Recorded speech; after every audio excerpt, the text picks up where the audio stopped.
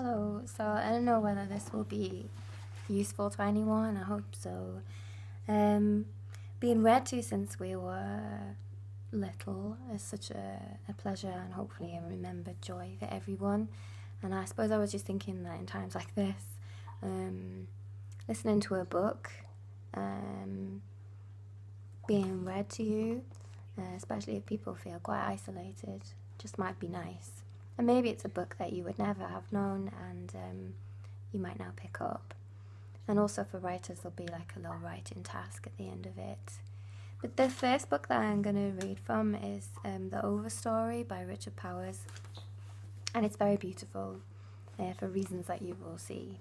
So, first there was nothing, then there was everything. Then in a park above a western city after dusk, the air is raining messages.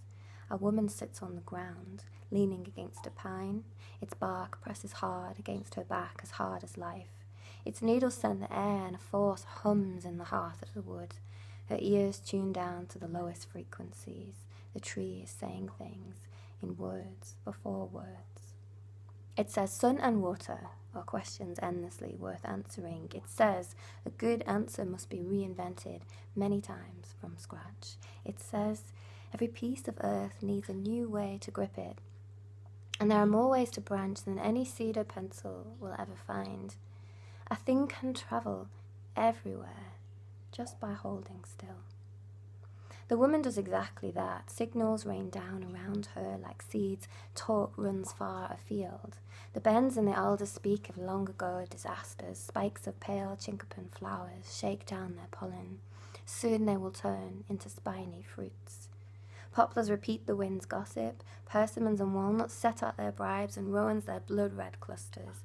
Ancient oaks wave prophecies of future weather. The several hundred kinds of hawthorn laugh at the single name they're forced to share.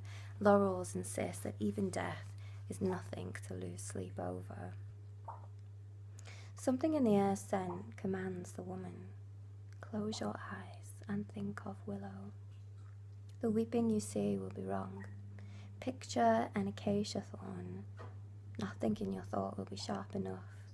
What hovers right above you, what floats over your head right now, Trees even farther away join in.